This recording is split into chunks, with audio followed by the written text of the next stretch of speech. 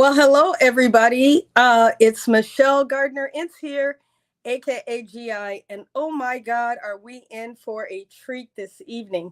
If you don't know, we've been broadcasting live for 4 days. That's right, 4 days since Sunday. We've been broadcasting live on LinkedIn, Facebook, YouTube, and Twitter, all in celebration of National Small Business Week. And you might say, what is this Small Business Week thing? Well, it started in 1963. And guess what? It's all about celebrating how small business keeps this country going. Most of us who are in the GovCon arena think that, oh, it's the federal government, the US federal government being the largest buyer of goods and services in the world, that's what it's all about. But the reality is, it is really the small business owner that keeps this moving. And so as a result, I wanted to bring some training and bring some experts to the stage, to the platform, to celebrate not only Small Business Week, but as it says here, to empower small business with training from experts in the field. Now, I want to tell you the gentleman we have today, Guy, the go-to guy, Timberlake. He has got receipts. Okay. We're not talking somebody who's new to the game, who's just talking about, giving you a branding package and hasn't done marketing and engagement and business development with the government. He's a veteran of that arena. He was, in fact, cut his teeth in the with the U.S. Navy and the Marines. But let me just tell you a little bit about him after I do a little bit of admin remarks. So one, I want to thank you for joining. I want to tell you that, it's important for you to seek advice from qualified professionals in these areas when making any business decision, and that the views and opinions expressed by the guest are their own. And it's important for you to evaluate that information to make an informed decision about your business situation. The other thing I want to say is from 9 to 5, I work for the U.S. Department of Veteran Affairs. And that if you want to see my GI disclaimer, go to my profile. You'll see the first page, and it will tell you that all views and opinions and activities are my own and have nothing to do with the Department of Veteran Affairs. So now that we've gotten a little bit of admin remarks out of the way, let me just tell you, why am I doing this? Why am I using LinkedIn to empower, educate, inspire small businesses? Well, let me tell you, I've been passionate. I've been an entrepreneur all of my adult life. I've done that through serving military members and their families. I've run department stores, grocery stores, hotels, restaurants, all under the U.S. Air Force umbrella. So anything you can think that makes the military city go, I've either run it or been in charge of it. And so my largest job was as the commander of all of the military department stores in the Pacific, with about a $1.2 billion profit loss. And so when I got out of the Air Force, I thought, oh, I've got this thing down. I know what to do. Well, I was in business for myself for 3 years. And let me tell you, I failed. And I failed because I didn't understand the market. I didn't understand, how to communicate my value to the market. And I didn't understand, what a good teaming partner looked like. And I didn't even know what my market was. The three opportunities I did as a sub to some small businesses was I just basically, they had an opportunity. I had a relationship with somebody in the companies, and they then asked me if I could do that. And like a great military person, I said yes. And then after I came into the VA in the small business office, I have always had the perspective of that pain, that disappointment of failure, and that I want to enable small businesses to be successful in any way that I can. And so when LinkedIn named me a top voice, I said, I cannot use this for myself. I have to use this to empower, enable, and educate the small business community. And that's how the Demystifying Government Contract and the GI report got started. Well, enough about me. We got the guy, the go-to guy here with us, and I'm going to ask him to come on screen. Let me take my the banner down here so you can get a chance to see him. Here we go. All right, Guy. Hey, How's can it I see going? you? How's it going? It's Right going great. now. Oh, there you are. Okay, I couldn't see you for a while. Good to see you. Glad that you're here. Absolutely. Wouldn't be anywhere else. Oh man, I'm gonna tell you, you have no idea what that means to me. Let me just say that you're known as the go-to guy. You've got a career spanning, I'm gonna say 20 plus years. I know it's a lot more, but trying to let you keep your young face, not tell everything. And began in the sands of the desert, working up alongside our amazing defenders, of this country who were over there serving, and you jumped right in and enabled their service. So tell me a little bit about that. How that really drove where you are now, and again, welcome.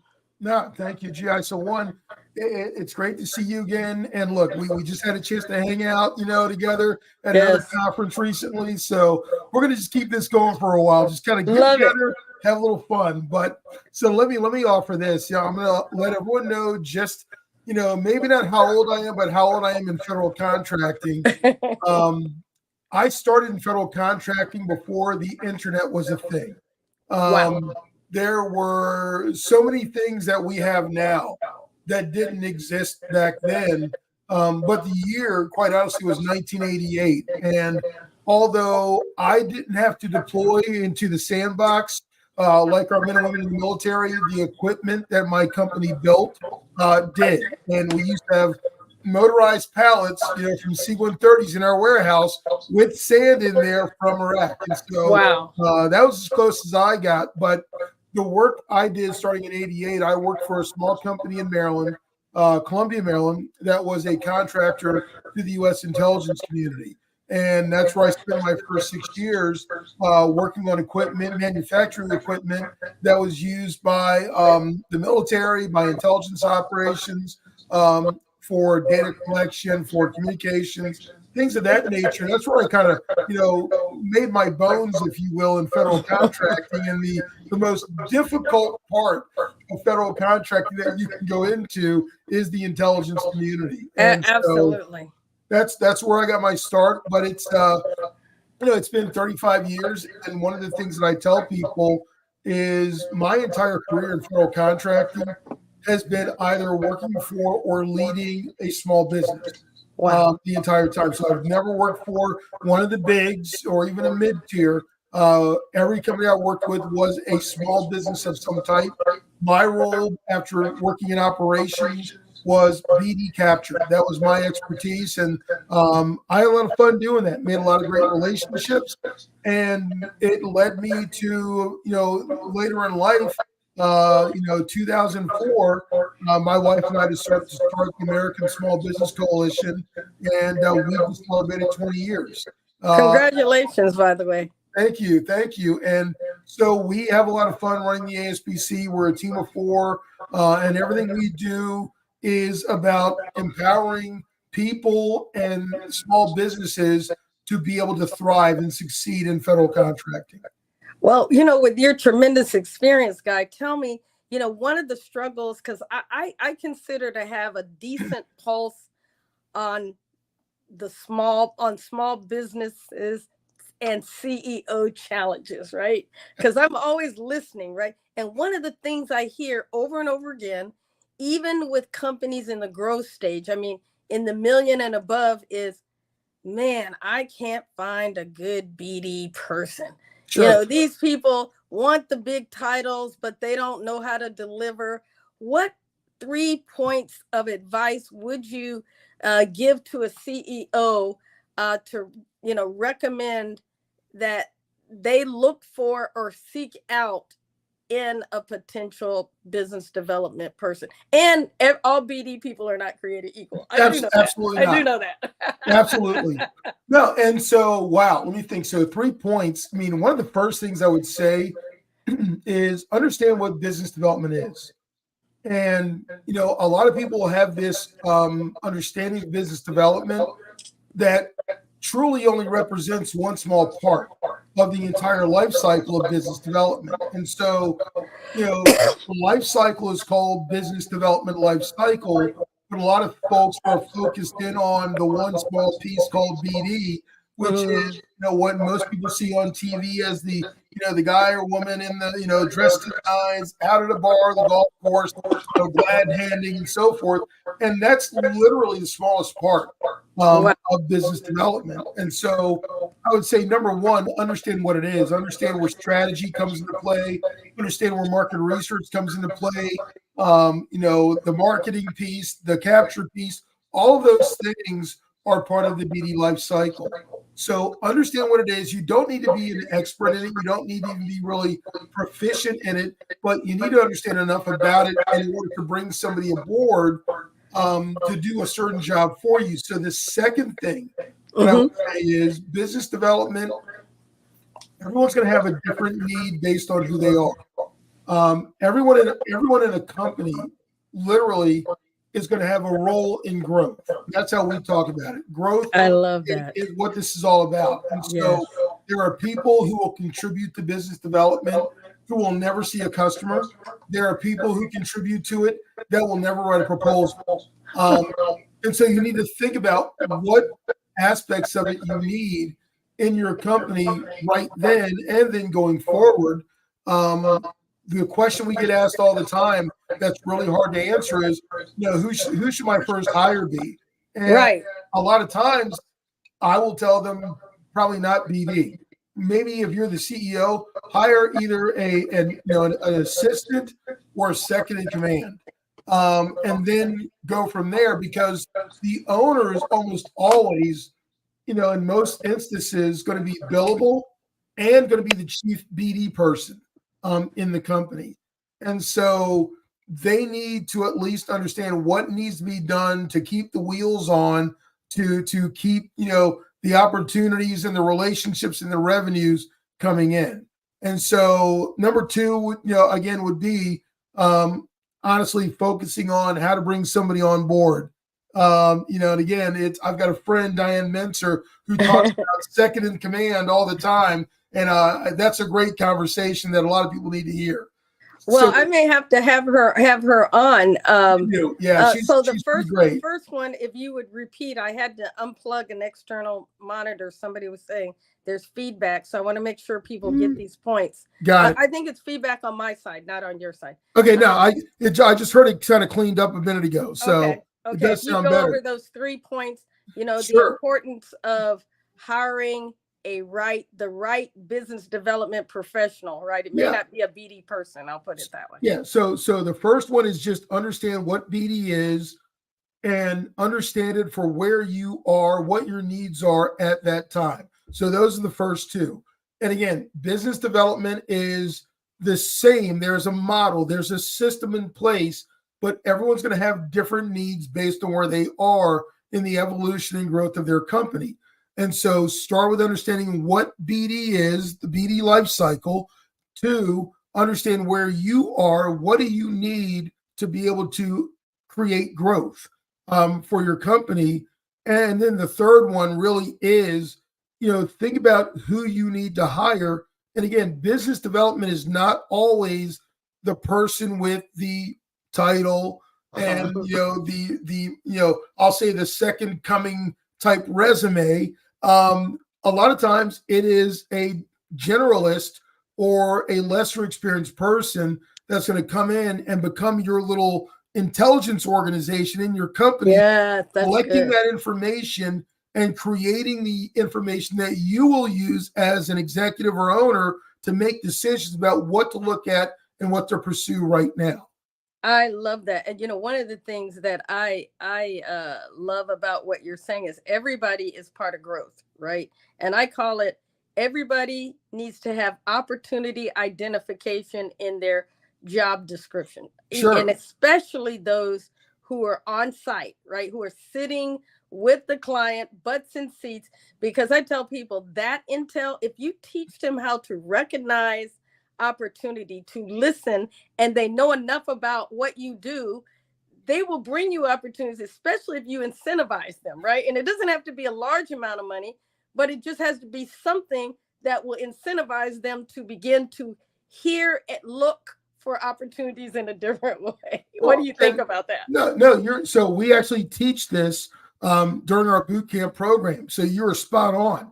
One of the most underutilized intelligence sensors that every company has that has billable people are the people that are inside the wire. They're in the building. Exactly. And so literally what I tell people is, one, whatever you do when you talk to these people, do not use the words business development. Okay.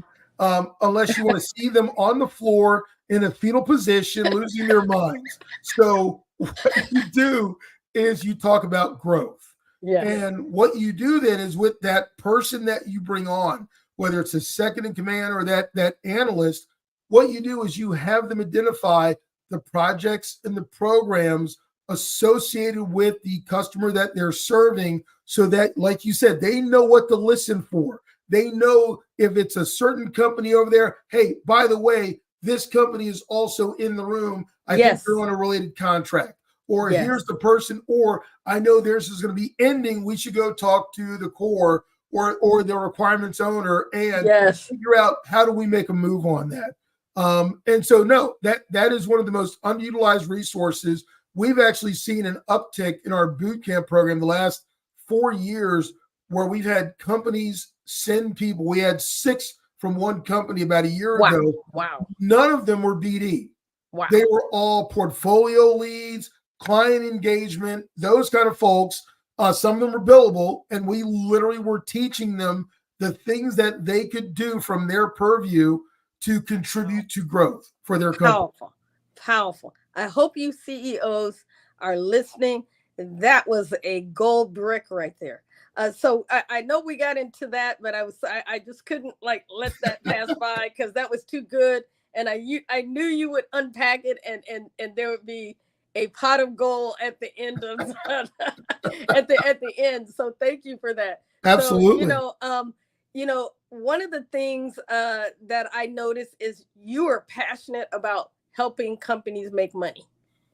Why? So when Maggie, my wife, and I started the ASPC, 20 years ago, we did it for a couple of reasons. One, I found out later in life that I don't play well with others when they're my boss. And so I needed to create an opportunity for myself where I can fire myself, essentially, and get me out of the way. But people love me. I mean, I was making lots of people lots of money because I was closing deals. That wasn't the issue. I was just sometimes a little obstinate. But can I give you another word? Sure. You are a visionary. You saw more and before, and they didn't want to go along. They didn't see it. So you're a visionary. It's a curse and a blessing, right? To be a visionary. And I know you're a visionary. So I'm sure it wasn't that you were abstinent. You were just like, this is not right. Why are you doing this? So anyway, sorry to say. No. It's been a recurring theme. I will say that. So it was also for us. It was a lifestyle decision. We wanted to be in a place where we could start a family and not be doing, the 9-to-5 shuffle down the beltway and things like this. And so our daughter was born 6 years later. And I've been, home or home-ish her entire life.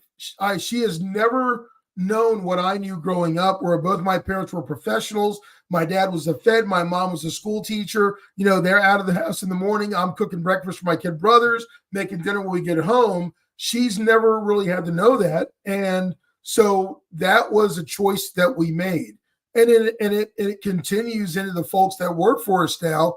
We talk about we are a lifestyle company with growth aspirations. So we're kind of a hybrid, and we're going to grow and we're growing and we're going to continue to grow, but we honor, our people, and they're not working a schedule as much as they're working, to get things done based on, when the need arises for them to get done. Running the organization as a membership organization that has, training programs and coaching has been really ideal because we get to set our own schedule. We dictate when we want to do stuff. And yeah, we answer to our members and our students and so forth, but we've created a lifestyle that works for us. And so that's one of the things for me is I get to control as much as I can my destiny. And we try to convey that to the folks that we work with, those that are working just to, have a business. They're not really trying to do the hockey stick, kind of growth. They're just fine working those, $3 million, $4 million contracts, no problem. But then you got the other ones that are just, they're looking for that Google kind of experience. And there's nothing wrong with that. So it's the difference between lifestyle and growth. At the end of the day, we want to just help people achieve their goals, their dreams. And so I always joke at the start of boot camp, whether your goal is to have, multi-generational wealth, or you want to buy a couple of private islands in the South Pacific and get his and hers Ferraris, that's completely your thing. But we're going to help you get there. We're going to start with the end in mind. Where do you want to be? When do you want to be there? And we start working backwards from there. Wow. Well, I believe that is a perfect segue into your, your presentation of how to be successful in government contracting. So we're gonna have some more fun at the end of your presentation. But, absolutely. I'm gonna have to bring you back where we just do a fireside chat. I just throw some stuff at you, and we just have this great dialogue. But for the purposes of today, because we do want to educate folks and empower them with some of your amazing wisdom, I'm going to go ahead and put this on the screen, and then I'll be right back. Thanks again for joining us, the go-to guy. Thank you so much. No, thank you, G. I appreciate it. So, folks, I appreciate all of you coming out this evening, taking the time to hang out with GI and myself. And I'm going to talk to you about one of the topics that I discuss a lot with our members in our Wingman program and folks in our boot camp program, and that is about developing good habits. It's the kind of the business process hygiene that you implement for yourself. And so this presentation is called 7 Habits for Winning in Federal Contracting, and this falls under the we call it the Essentials program. Essentials are the 4 E's that make up everything that we do within the ASPC: educate, employ, exploit, engage. This program falls under educate. So this is about developing knowledge, and hopefully that is something that you'll all take away from this. And so with that said, again, you guys will get the slides. There's a QR code for you at the end that you can click on, and you can download the slides and get my contact information and everything else. But again, it's a pleasure to be here. And again, what I want to talk about is, giving you 7 ways to make better use of your time, your money, and your resources that you use for growth, federal business development, and something that you can use right now. Excuse me. So with that said, got to do the lawyer stuff. The lawyers make me do these kind of things just to protect, the brand and the copyright and the content, plus the fact that we have content in here from other organizations that we're using solely for teaching. So we are using it respectfully, and hopefully you guys will get the value and the benefit from this. And what I'll also do is, because I'm going to hang out with GI as long as she wants me to, plenty of time at the end for Q&A. If you see something that strikes you as I'm talking, write it down, bring it up at the end. I love Q&A, and so hopefully we'll have a great time with that. So, folks, here's the deal. I have 7 things I want to talk to you about. The first one I want to talk to you about is this. I want you to understand what I mean when I say verify how federal agencies buy.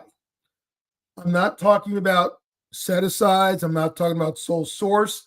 I'm talking about understanding the instruments that they use to put money and work against.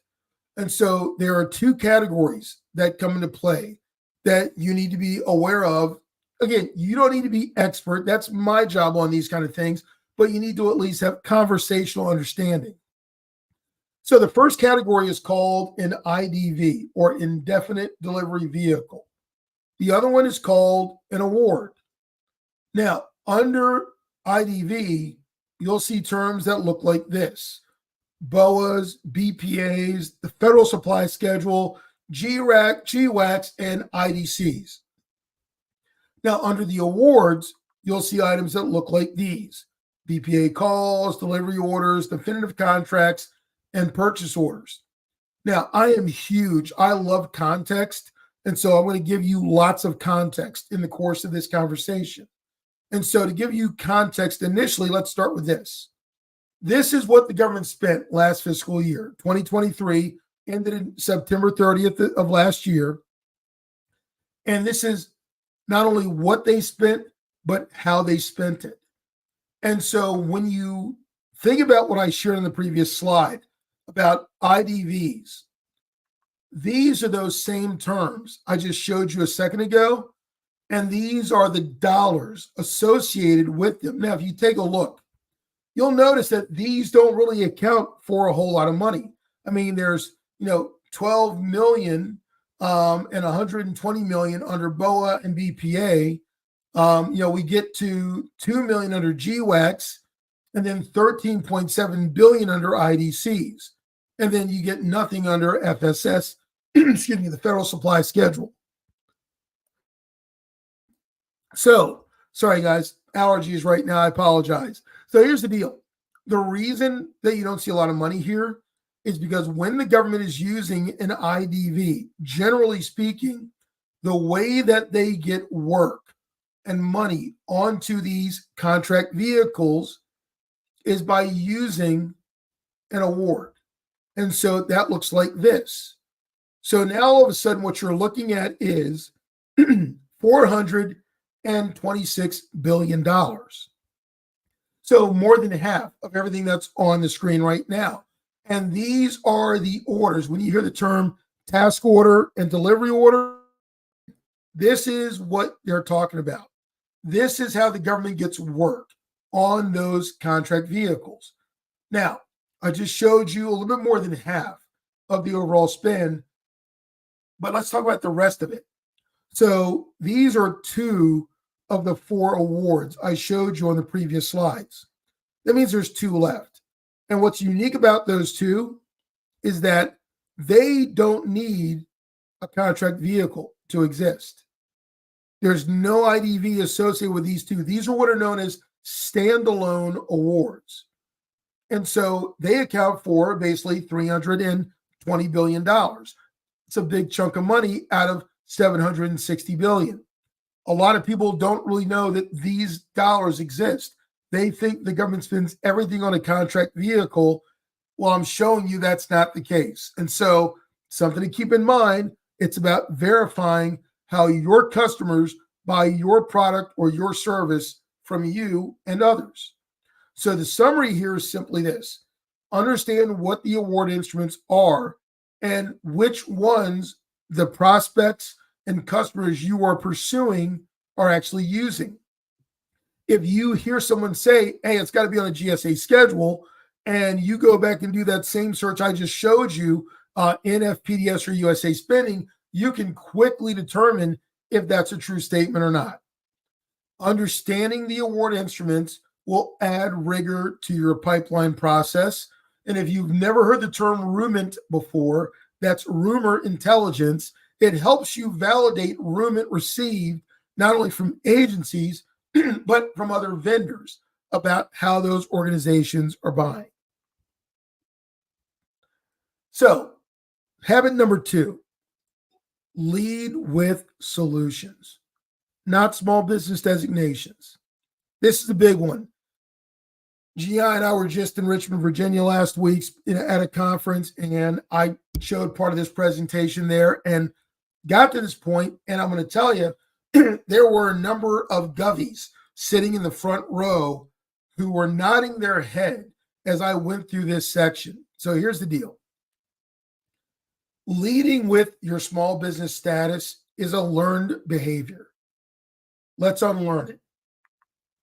The reason why is because customers, not buyers, customers are seeking outcomes to improve within their organizations. They're trying to get something done that will help them meet a goal or an objective. So my question is it your small business status that helps them achieve that goal, or is it your capabilities? So one of the things I like to show during this segment is this. A lot of people talk about, I can't get to the customer. The OSDBU is not connecting me. The buyer, the contracting officer won't connect me. Well, a lot of agencies, not just in DOD, have opportunities where you can get meetings with their organizations. What you'll notice is that this is not about contracting.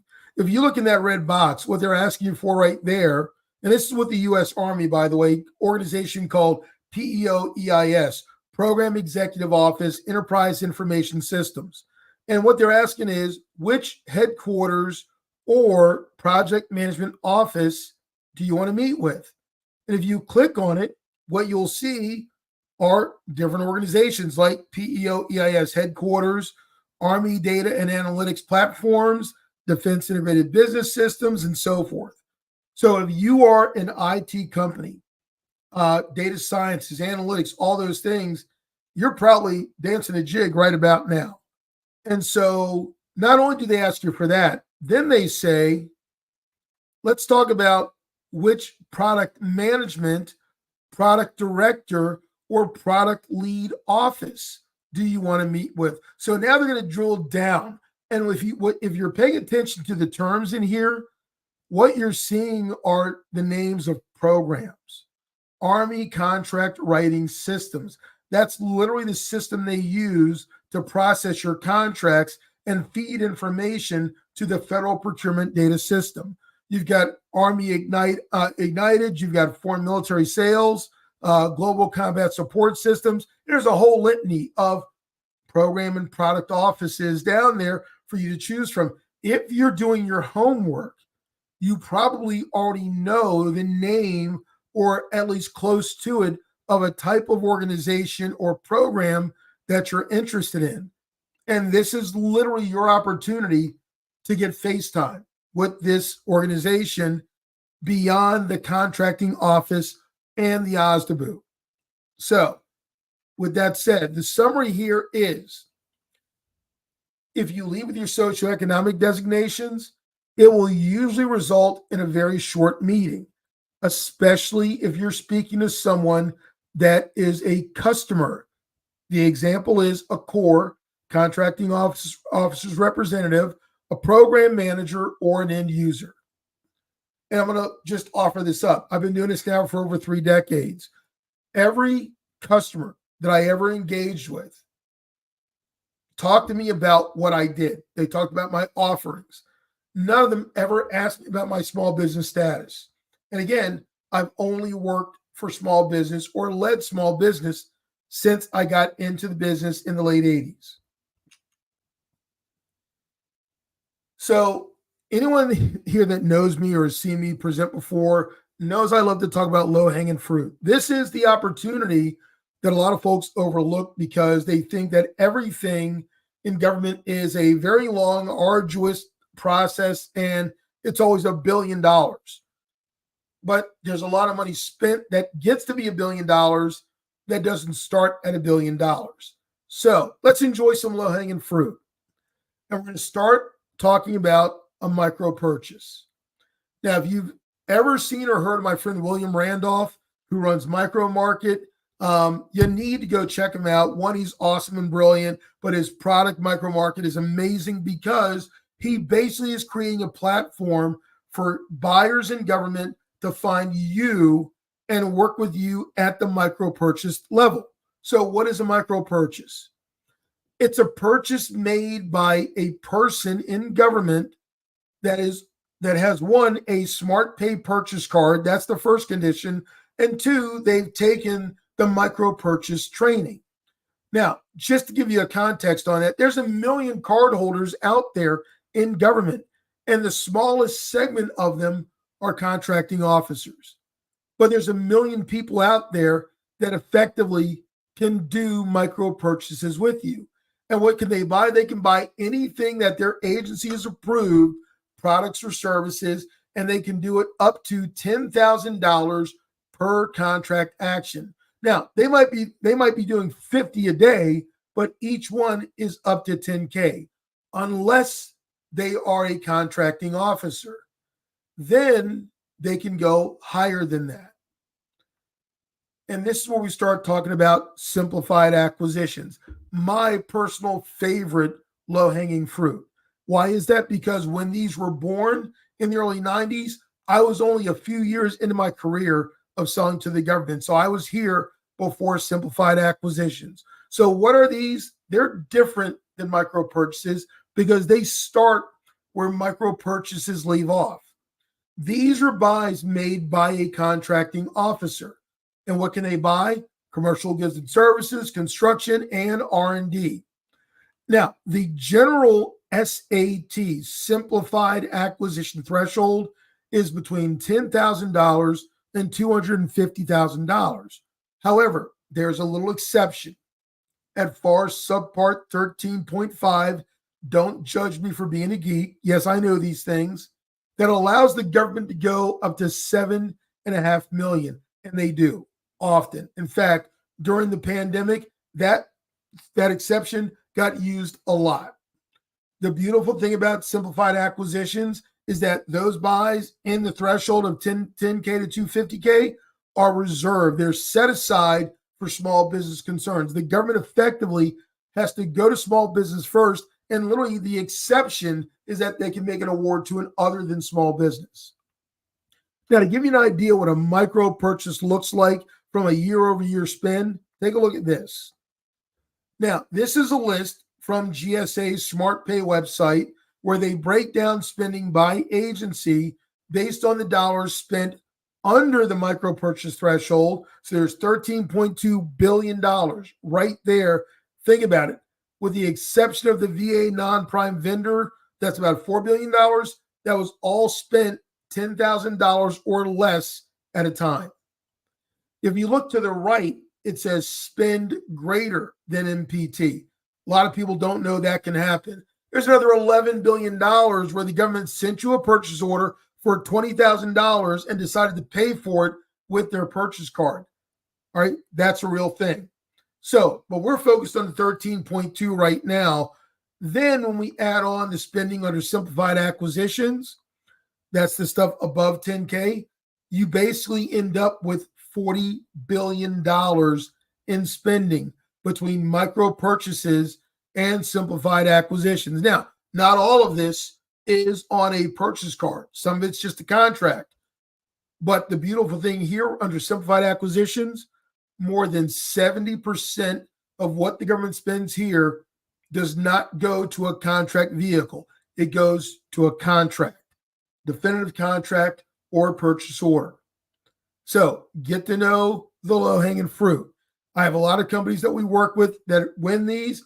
I know there are companies out there that do more than $1 million a year just under simplified acquisitions. It can be done.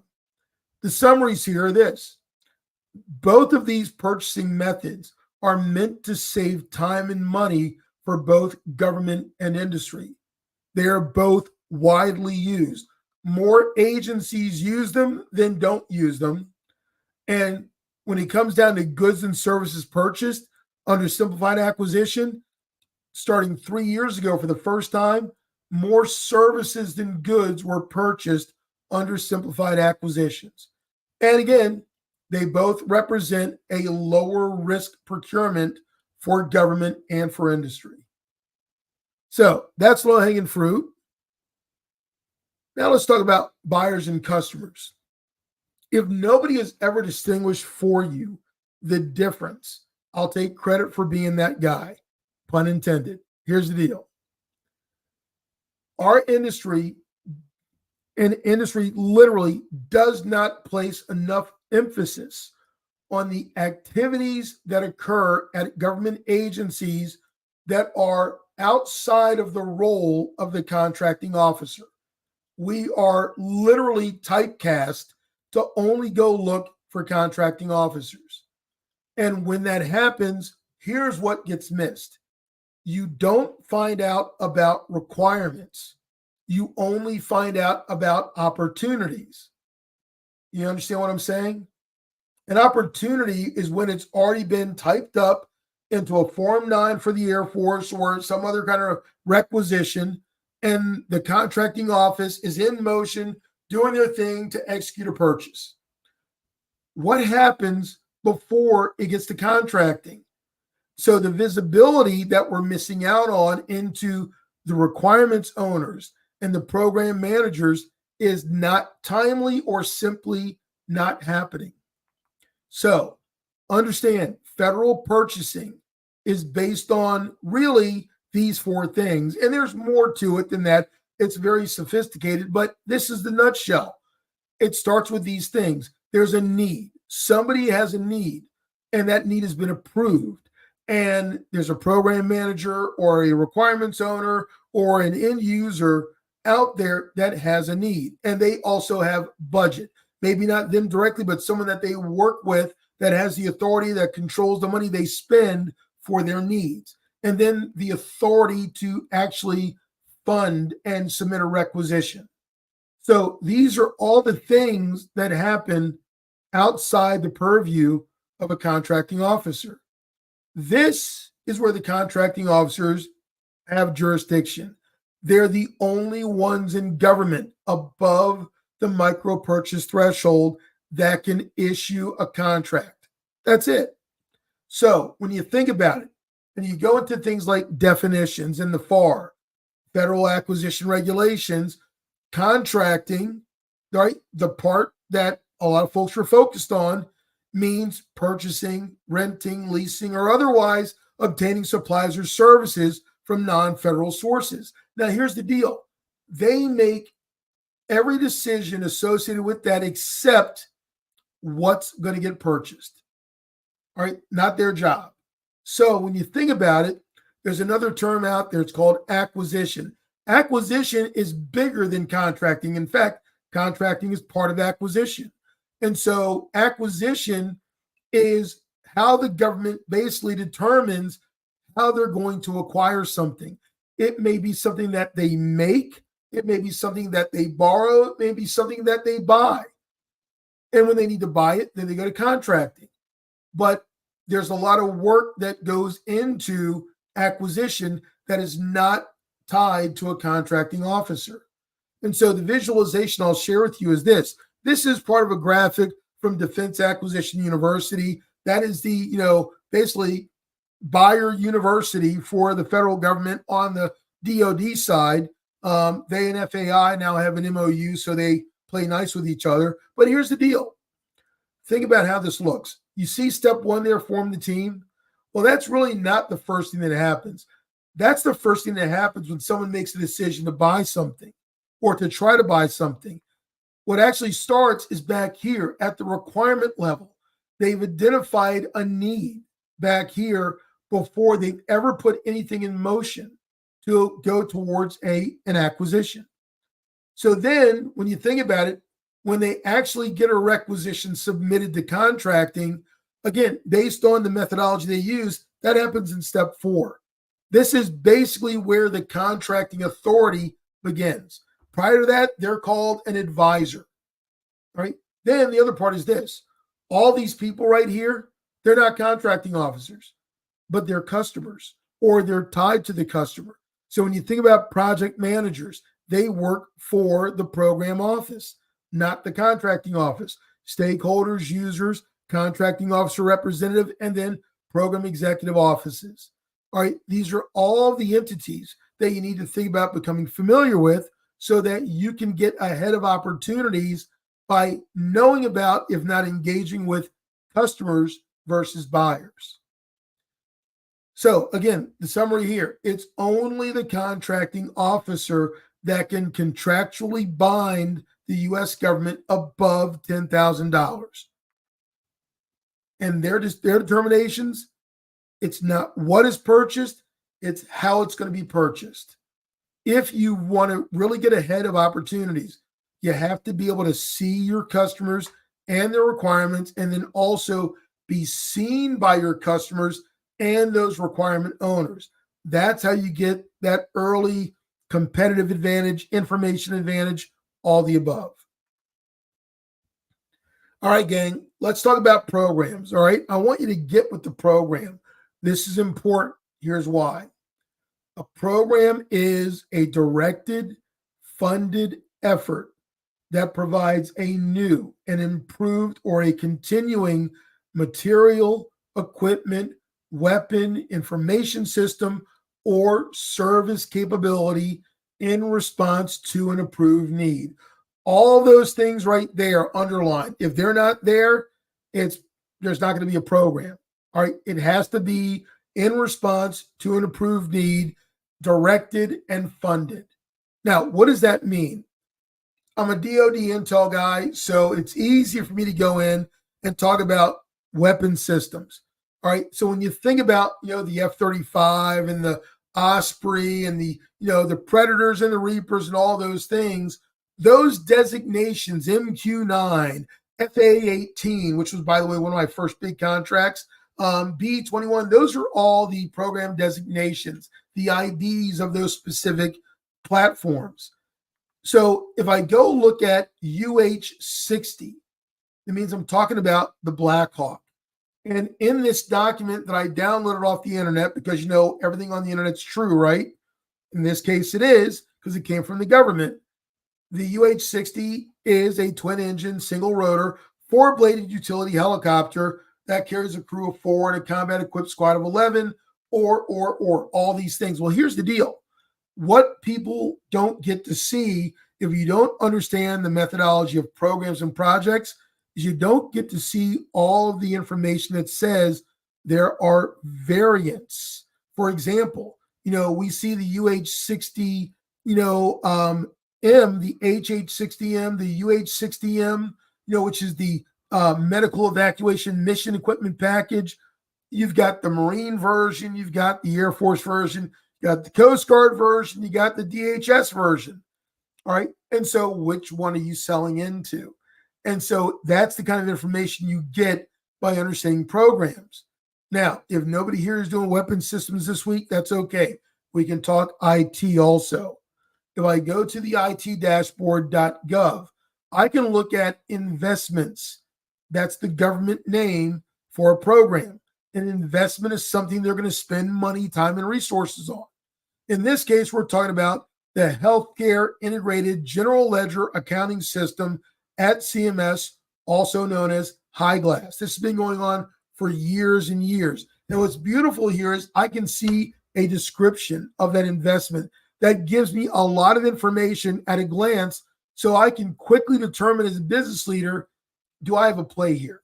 Is this something I should be paying attention to? And I can also see what the funding is going to look like for the current fiscal year. That was last year. And so again, almost $100 million. And so this is the kind of information that you need to be using to inform the decisions you're going to make about pursuing business opportunities and pursuing customers, whether it's direct as a contractor or indirect as a subcontractor. So understand, every obligation is tied to a specific program or funding used for specific types of programs. Knowing the programs and the projects are within programs, knowing those names and the goals that they're trying to achieve will inform you of specific buyers, customers, champions, stakeholders, funding, duration, and impact on mission. In short, it helps you establish an information advantage. Two more. Let's get ahead of the competition just a bit. So we've always heard people talk about this, getting ahead of the opportunity and, being first to know. What does that mean? Primarily for me, what it means is using information that is freely available from government agencies and not being over reliant on the packaged goods of certain software systems and subscriptions you can go buy. If you don't understand the fundamentals, you don't understand if that system can truly help you or not. Think about your business on a scale of 1 to 10. If there are 10 things that you need to generate as far as knowledge to go after an opportunity, does that system help you get 3 of those items or 9 of them? And if you can't answer that right now, then this is the information that you're looking for. So the information that the government produces is useful for you to do your homework on. Right? It will enrich your decision making, and it will absolutely help you establish context. Context is what empowers you to be able to take action on information that you see and hear. So think about it. I just showed you stuff about the Black Hawk a minute ago. Here's where that came from. The Office of the Undersecretary of Defense, all right, Comptroller and Chief Financial Officer, publishes a program acquisition cost by weapon system. It's on the internet. I can download it from their website.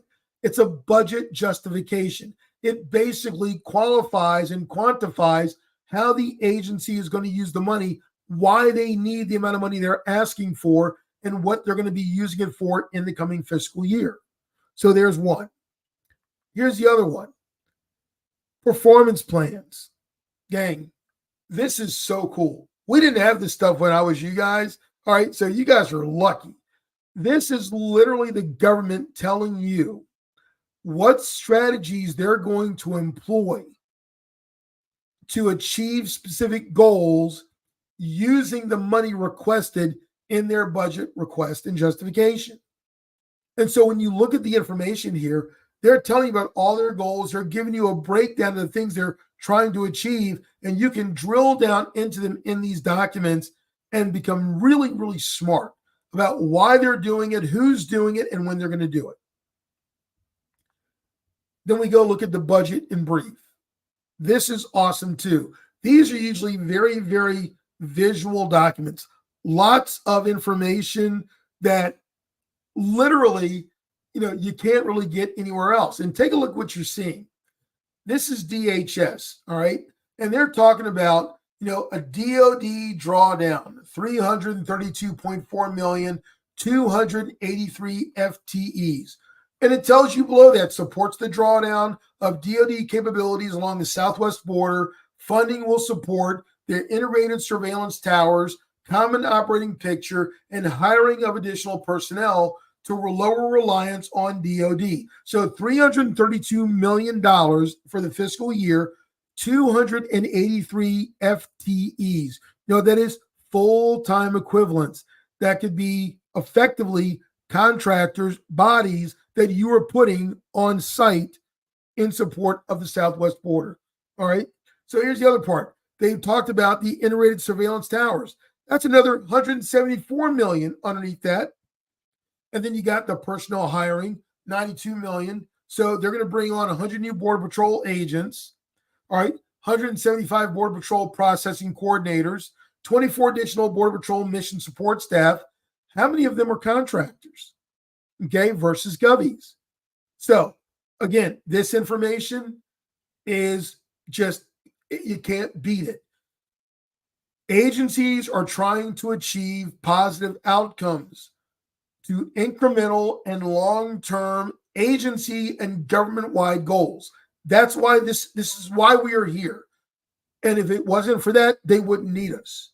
So what you need to understand is to recognize how your offering, not your small business status, can lead to improved performance for a program, an office, an agency, or even multiple agencies.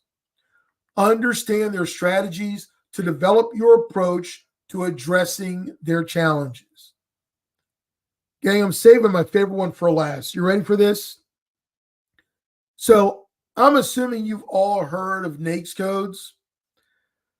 I want to flip the script on you. I want you to forget about NAICS codes when it comes to market research. I want you to focus on PSC codes. Here's why.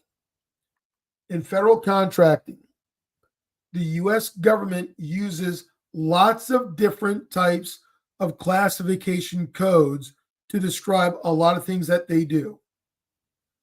For example, the major investments I just showed you in IT dashboard are called UIIs. All right. Then you've got the OCC object. I just totally dropped the bomb on the OCC, on the object code, their category code, but the obligations by goods or services purchased. If you have a GSA schedule, you got a friend that has one, you may have heard of a SIN, special item number, that is unique to the schedules, both VA and GSA. And then, if you want to know about the industries that the government is buying from, not what they're buying, but the industries, that's the NAICS code. Hey guys, when I started in federal contracting in 1988, you know what else didn't exist? NAICS codes. Not for 10 years. What did exist were PSC codes. They describe what the government is buying. And in every transaction in the federal procurement data system, there's a PSC code assigned representing the primary thing purchased for every contract action. Now, there's more to it than this. All right. And yes, I want you to be freaked out right now about what does he mean? Forget about NAICS codes. I'm going to validate all this for you. So here's the deal. If you have never seen this site before, I'll give you the link for it. It's called the Government-Wide Category Management Common and Defense-Centric Spend. All right. It's a GSA website. Now, the three arrows, what they're pointing to are on the left, the fiscal year. So we're looking at last fiscal year. Up top, I'm looking at the $474 billion obligated under what are known as the government-wide common spend categories. All right. And that's these up here: facilities and construction, human capital, IT, medical, security and protection. Those are the categories that every agency usually buys from at some point. That bottom arrow, that $286 billion, that is the defense-centric categories. This is where you get your Laws rockets, your Minuteman missiles and Patriot missile systems and aircraft carriers and things like that. And those are those remaining categories right there. Now, why am I showing you this right now when I just told you to forget about NAICS codes? Here's why. Because everything in those 19 categories has been assigned a part number by the U.S. government. And that part number is a product service code, PSC. Look at the bottom of this page, look to the right of the page. Those 4-character codes, those are PSCs. They tell you what the government is buying. And by the way, just for good measure, see that 2841? That's the number of PSC codes used when the government referenced or spent $760 billion. You know how many NAICS codes they used? 1,100. So it's literally a 3-to-1 ratio of PSCs to NAICS codes. You got to wonder, if you're searching on NAICS codes for your work, what are you missing? You come find me on a good day or call me. I'll tell you what you're missing. Billions in opportunity. Not kidding. So here's the deal. You need to increase your familiarity with category management. That is the current acquisition strategy right now, run by GSA government-wide. You also, if you work with DoD, need to understand better buying power. They use category management also, but better buying power was the category management before category management existed. You need to improve your market research tactics. Literally, by switching out NAICS codes for PSC codes, you will improve what you see.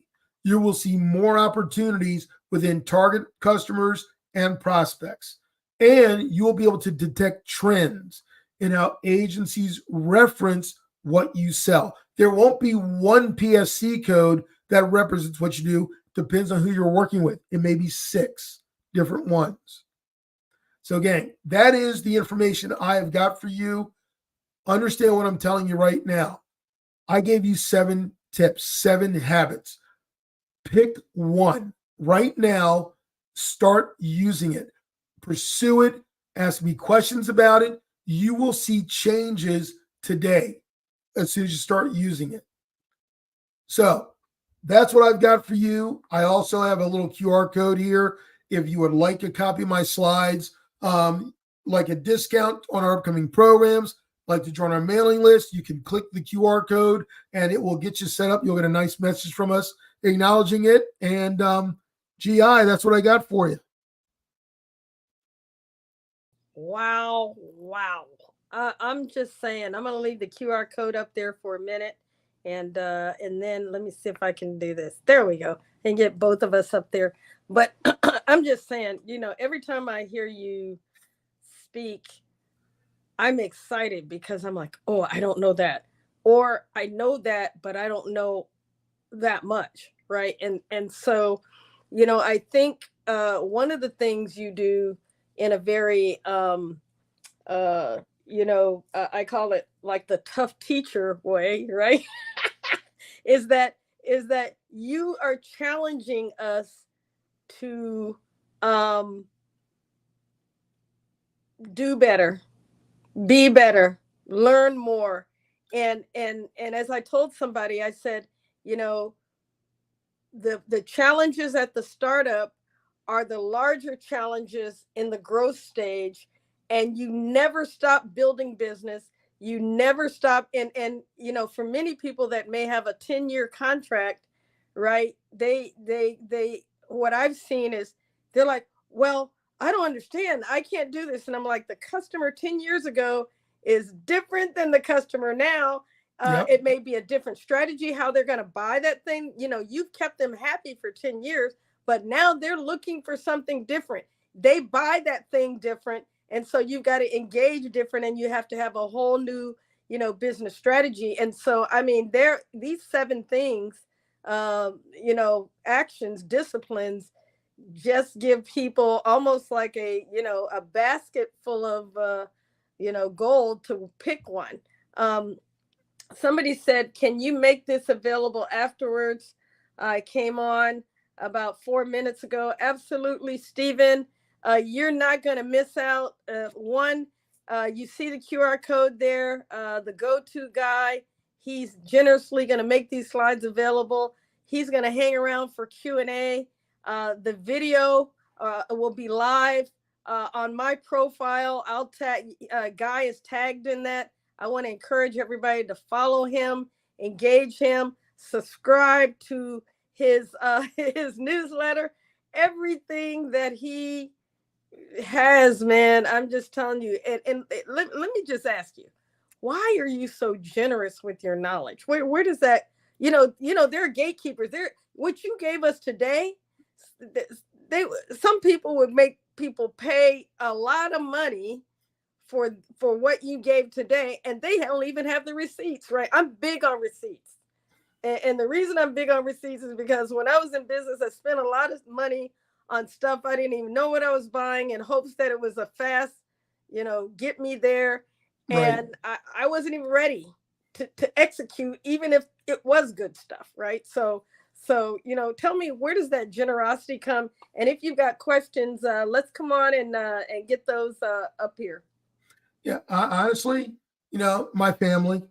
Really? Yeah, my grandfather. We were just in Richmond, which is my birthplace. Mm-hmm. And my grandfather was pastor, Wow. of Shady Grove Church, and so, I learned watching him, watching my parents, the things that they did, and the way that I look at it is this information is part of the answer that people need. And so this doesn't cost me anything to share this with someone. And if they see a value from something like this, then there's a chance that they may come back and say, okay, well, what else do you have? Right. And so it's easy for me to give this, and I'll talk to anybody. I mean, look, yeah, you know me, all right? Yeah, I do. Never pass up a good conversation. And so I love these conversations, and I love what it does. And it's as much for me as it is for them, because I've literally over the last 20 years seen people's lives change as a result of something small like this. And it's gratifying. Wow. Because the reason I'm very similar, I believe I'm not a PK, but I'm a granddaughter of a PK. So I think, you kind of still get it. but I'm a little bit removed. But I believe you reap what you sow, but not where you sow. And part of the conversation we were having prior to, and please, bring your questions on up, and but is transaction versus relationship. So after we master, or even we're just dangerously proficient in one or more of your strategies, it still comes down to relationships. Absolutely. And if I hear another person say, I called the contracting officer and they won't answer, or when I go to an industry engagement, the person there doesn't know anything about what I'm talking about, what advice would you give? So, this kind of leans into the buyer customer conversation I had, in here. And it starts with understanding what people's roles are and what their interests are. A lot of folks reach out to a contracting officer to sell to them. Yeah. Right? And they're not a customer. And so if you're trying to inform them of your great technology or some amazing process, I'll tell you the same thing I've heard them tell other people over the years. If it's not on my desk right now, I don't care. Yeah. It's not top of mind for them. And so, it's literally, you need information to determine what relationships matter. And so that's a big part of this information. It's literally understanding who to talk to about what and when, so that you can approach the right people with the right information at the right time to get the best possible response from them. Love it. So look, I'm going to talk a little bit about ABR. My philosophy it mirrors yours. Articulate the value right, because I'm getting a notice that your QR code may need to be updated. So I'm going to check that. I'm going to just talk about, ABR. Why, if you want to do that during the press while I'm talking, you can. But I kind of summarize essentially what you're saying into an acronym, or an acrostic. Articulate the value right, AVR. And what that means is articulating, your differentiator, the efficiencies, the solutions you bring, articulate, because a lot of us do great things, but we're not good at translating or articulating that in the terminology, and I want to say the language and culture of the client. We just know I do this. Well, that is not how the client talks about that particular thing. I just use wigs, for example, is a prosthetic to the VA. I was talking to a lady at the event last week. Yep. And I said, yeah, but you got to use prosthetics. You use wigs. Nobody knows. They know what you're talking about, but that's not what we buy. So anyway, then, the value, how does it help them solve their problem, address their issue, or meet their need? And then the key point, once you even get through one or two, is right person. You just said right role, right time. The cadence of the buying cycle has got to be right. The vehicle has got to be right. And then so it's articulating the value, the person, the right place, the right vehicle.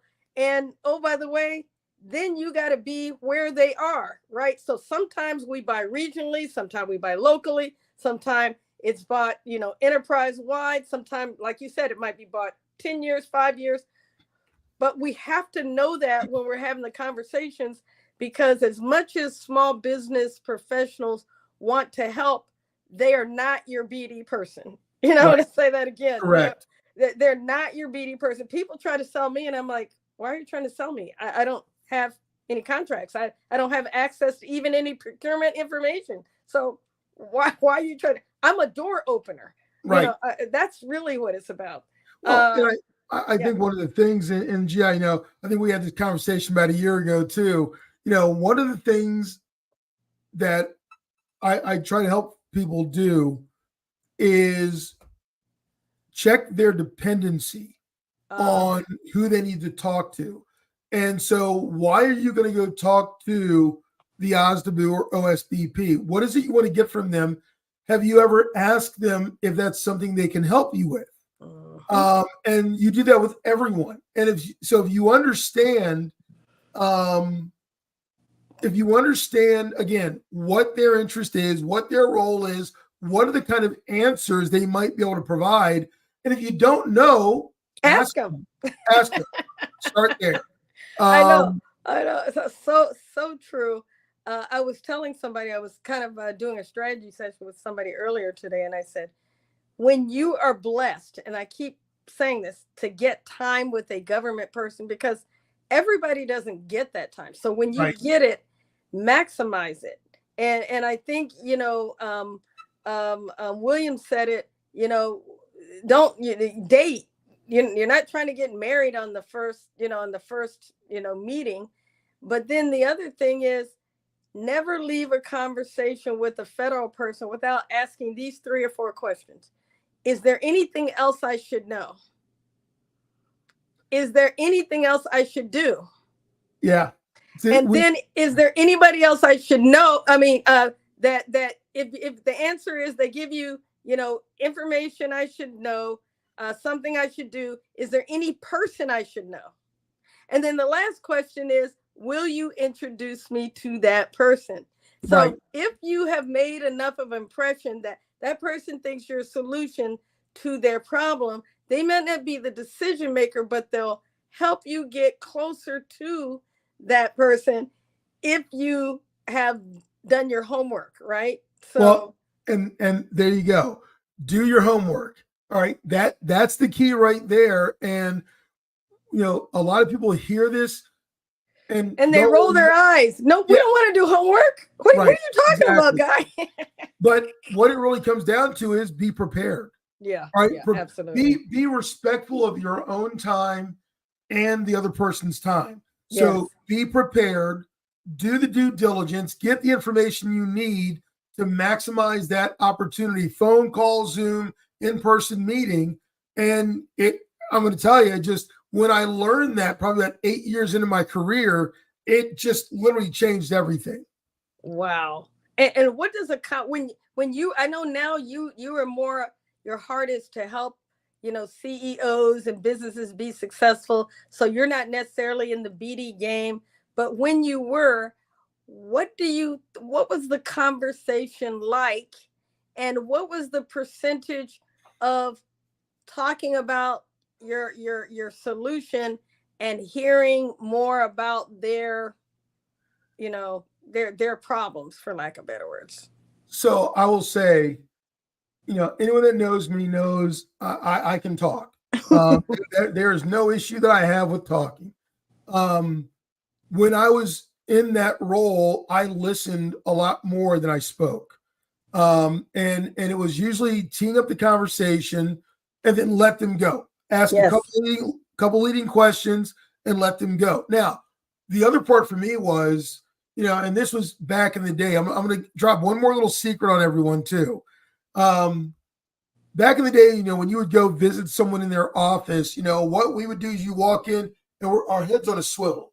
We're looking for something. I'm looking for their retirement papers or their college diploma or absolutely pictures of their kids playing sports, things like that. I was an athlete in school, so I'm like football, wrestling, lacrosse. If I see a lacrosse stick in there, I'm going to be all in your face. I was a goalie. You were an attackman. I'd have shut you down. Get out of here with that crap. But LinkedIn, it opened up, and they couldn't help but smile, right? Oh yeah. Well, but you end up spending, you have a 30-minute meeting. You sit there and BS for 30 minutes, and then you have another hour of actual substance. A lot of times. Yes. And so the little nugget that I'll drop for everyone is when you are looking at people on LinkedIn, and just by the way, if you're not using LinkedIn help them offensively, you are missing out. And so what I want everyone to think about, go do it right now. If you go to LinkedIn, go to my profile or any other profile, and on their profile at the bottom, you'll see interests. All right. And the interest will tell you things like what companies they follow, where they work, what college they went to, what groups they're in on LinkedIn. All right. Yes. That's the same thing as the pictures in the office. All right. Yes. And literally, my friend Michelle, my other friend Michelle, that works for me, her family's from Michigan, but her daughter is graduating from the Ohio State University this year. Oh my God. What? And so she literally tells the story of, if she's ever going to call someone and she sees that they are, Michigan, alumni, she's going to go in hat in hand and say, look, I know it's coming. I'm just going to put it out there now. My daughter's at the Ohio State, and just people, they'll die. They will just go at. It's hilarious. But it's the little stuff like that Absolutely. you can humanize the conversation. Yes. Never forget that there's a person on the other side who is probably dealing with the same things that you deal with, college tuition, elderly parents, whatever it is, they're dealing with some of the same things. Keep it real, keep it human. Absolutely. And I'm thinking the same thing applies between, Auburn and University of Alabama. There's all these, Duke and, UNC. There's all these different things. And I used to do the same thing. And it sounds like, have you been through the Dale Carnegie training? Because it's, how to win friends and, influence people. That's one of the techniques he shows is find people's interests and start there, right? Absolutely. Yeah. That was one of the many sales and relationship trainings I took over the years. Miller Hyman and Sandler and Dale Carnegie and all. Jim Rohn, come on! Right. I know you. Anybody in sales has been through a Jim Rohn class. So the other thing that I would love to hear is the Vets 24 conference is coming up. This is 1st May, so the end of this month, right? Right. And they're projecting 3,000 veteran-owned businesses.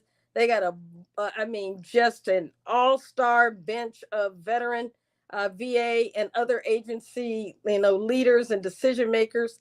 What do these businesses need to do? Because most of them come and they're window shopping. They don't even know what they're looking for. They're just walking, trying to figure out what they're looking for. Help them out. Will you guy? Help them out. So there's an entire conversation we have during our boot camp program on this topic. And it starts with something like, why are you going there in the first place? Okay. What is the point that you're trying to achieve? And can you achieve it in that venue? And there are some things that we do in this business that are those obligatory, got to show up, got to be seen kind of activities. And you got to give grace for some of those. Yeah. But don't give too much because that gets expensive and timely. So you pick one or two of those a year that are the got to show up ones, but everything else has got to be more intentional. Who from the government is endorsing this program, or who from industry that is of good reputation that you can engage with? And again, what's the point of being there? Are you going there to get information? Is the information going to be there that you're looking for? Are you going there for a relationship?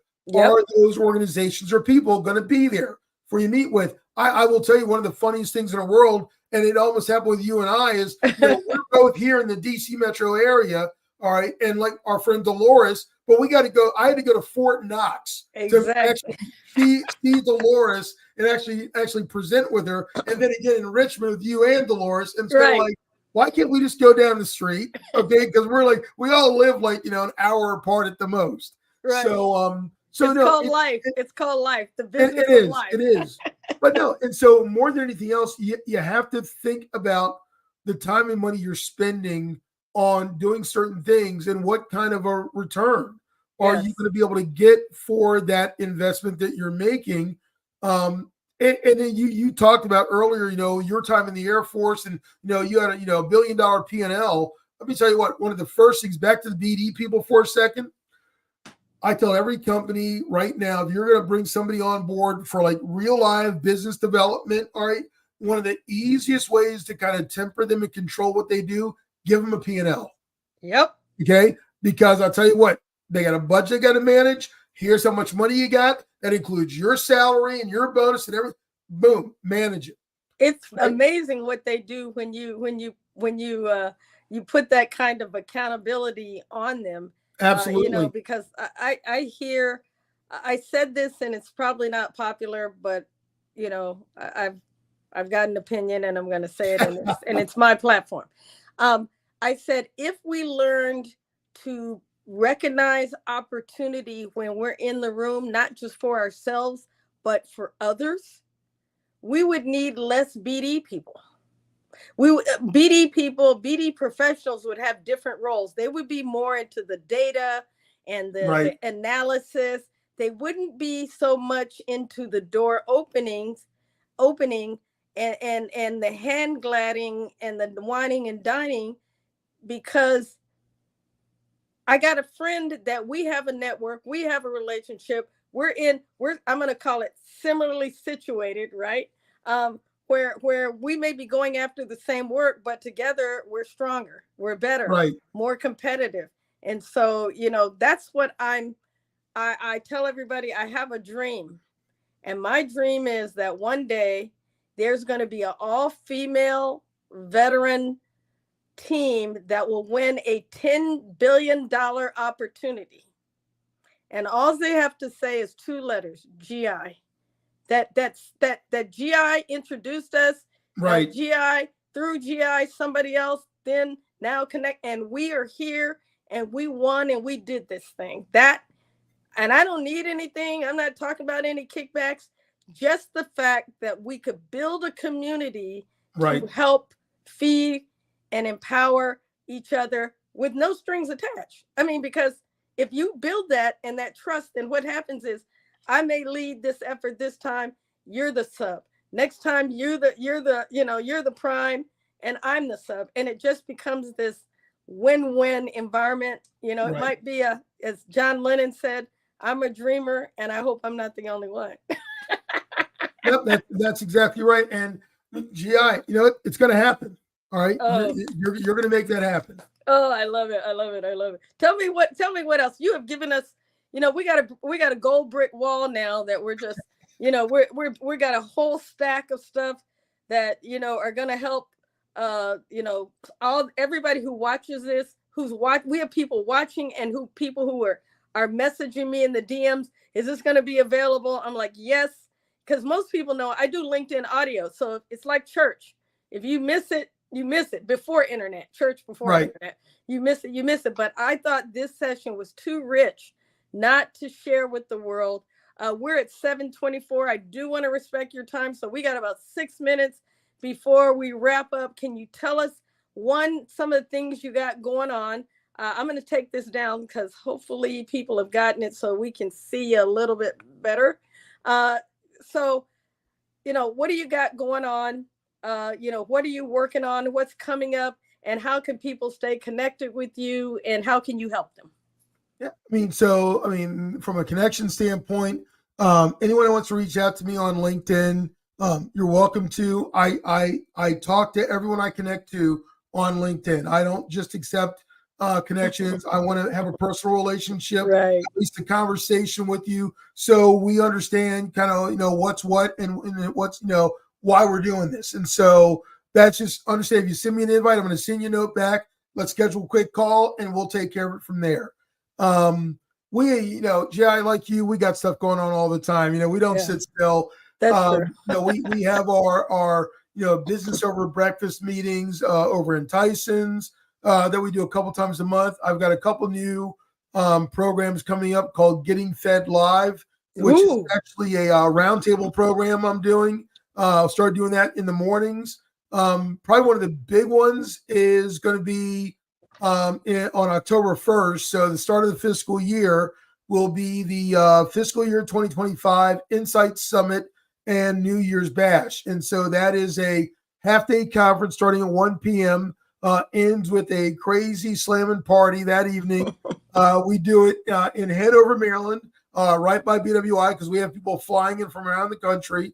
And it's going to be a conference during the day with about 15, 16 speakers, government and industry, and they're sharing insights. It's the kind of stuff I brought you here. It's giving you their view of things to help you get more clarity as you go out and do things in federal contracting. The party at the end of the day is awesome. We don't scrimp on food. There will be like sushi, rolled to order while we're there, and all the fun things there. But that's the big wrap up. And we've been blessed to have lots of support over the years.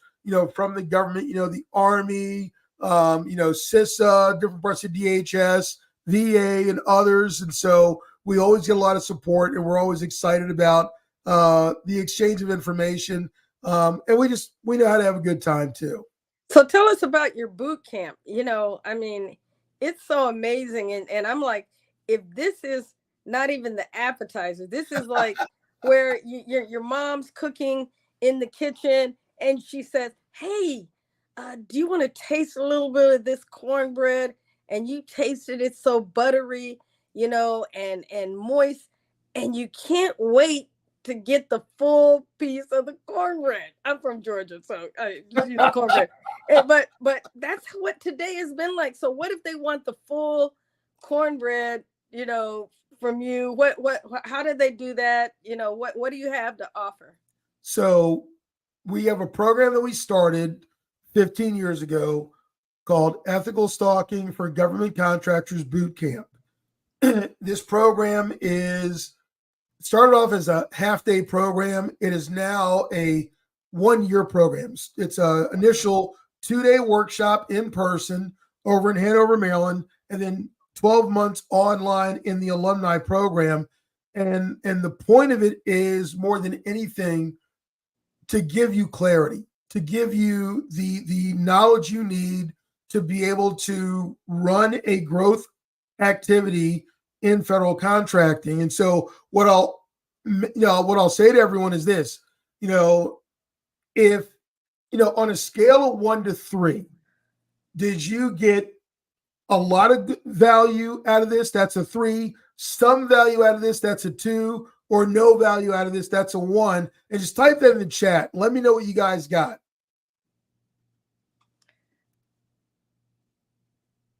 Let me see what people, let's see what we got. So a 3 is high, right? Yep.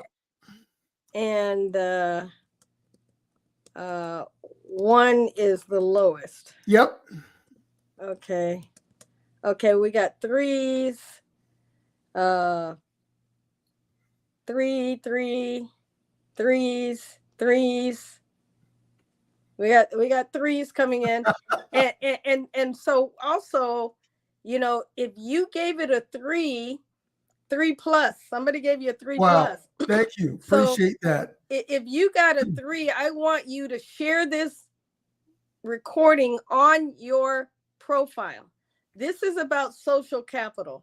This is something I talk about all the time, is we in demystifying government contracting and, the GI factor, we believe in bringing value, giving insight, bringing context to government, contracting information. And we don't want to hold back. And right. Oh, by the way, we gave it to you. It's a gift, right? And so don't be shy. Share the social capital, share this gift that Guy has shared with us tonight, all his knowledge, his insight, his wisdom, with others who may need it sooner than you do. You may say, I'm not ready yet, but somebody is ready, right? To get more. And they don't even know what they don't know, right? So the one thing, what I was going to say is, I'm seeing all the love out there. Appreciate that from everyone. Consider this. The 2-day workshop is 16 hours. Wow. And so if you're giving me a 3 right now, you're going to have me and my co-instructor, Michelle Bull, who used to work for the government also. And we're going to pour everything we got into you and up to 14 others in that cohort for 2 straight days. Wow. And that's the start of the boot camp. And then you have a year to ease into everything with our support, monthly group coaching calls, discussion forums, things of that nature. So the very next boot camp coming up, and there's an offer at the QR code that'll give you a discount for boot camp. The next one comes up May 21st and 22nd. The next one after that will be July 30th and 31st. We do about 6 a year of the boot camp. And again, because it takes a lot out of us. It is 2 straight days, and it is a hands-on program. This is not just me preaching to you, I promise. You're going to get that too, but you will be literally using the tools that I talked about in this presentation, hands-on, using information about your company and getting results that are relevant to what you're trying to do in federal contracting. Wow. So that's the boot camp program. And it sounds like it's a boot camp too. It very much is. GI, you know this, all right? So boot camp, and I've seen some other veterans on the call. Boot camp is all about getting you to the standard of being able to perform as an airman, as a sailor, as a soldier, as a Marine, as a guardian. True. All right. And so we believe in federal contracting, that same minimum standard exists.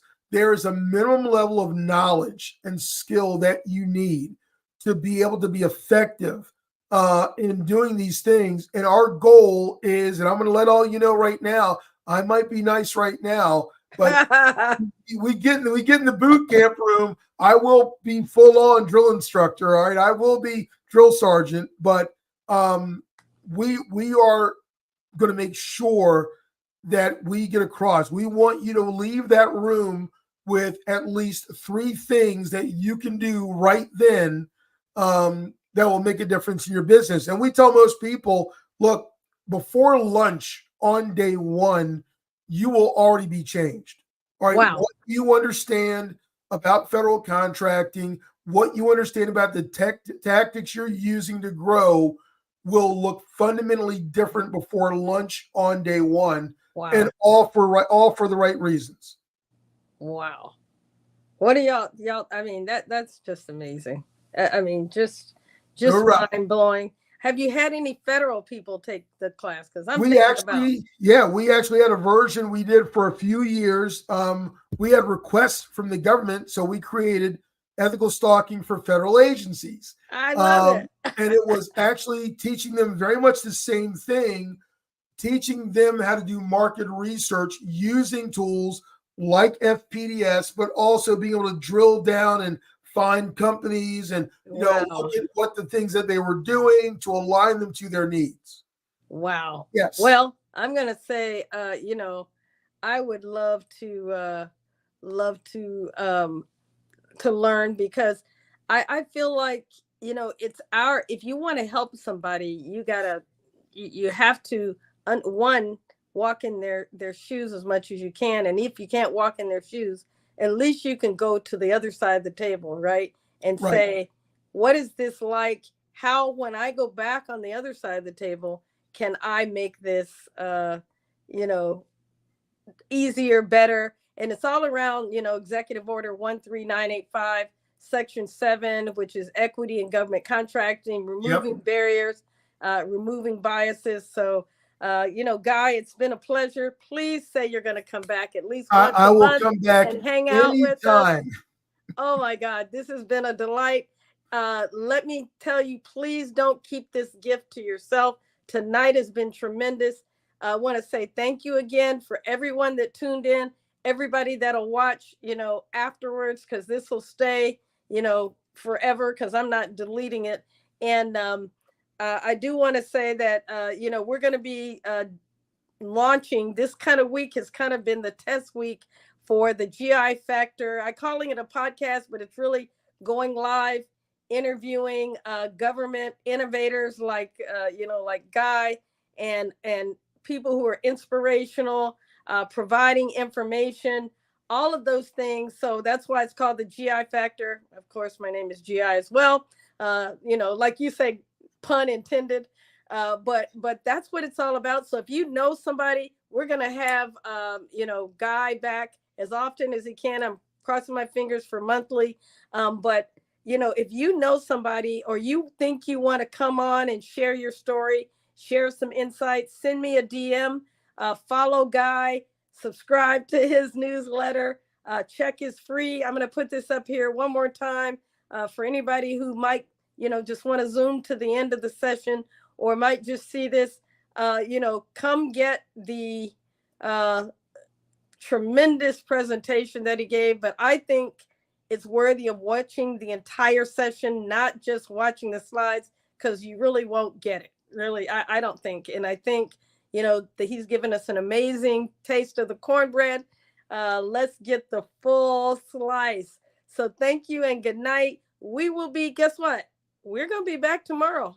And we tomorrow are going to be talking about teaming and the American Rescue and Recovery Act, the fact that there's monies there at your local level and that cities and states are looking for you.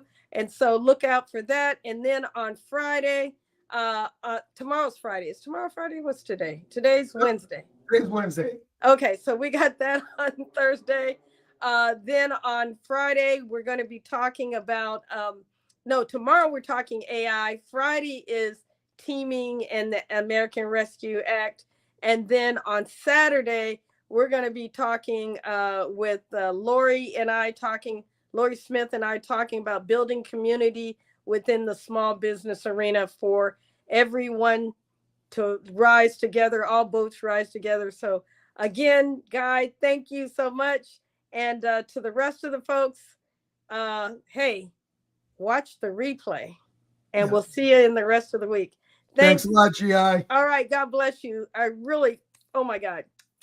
And thanks to your lovely wife. Tell her thanks for sharing you with us on tonight. Will do. Thanks a lot. Bye-bye. Bye-bye.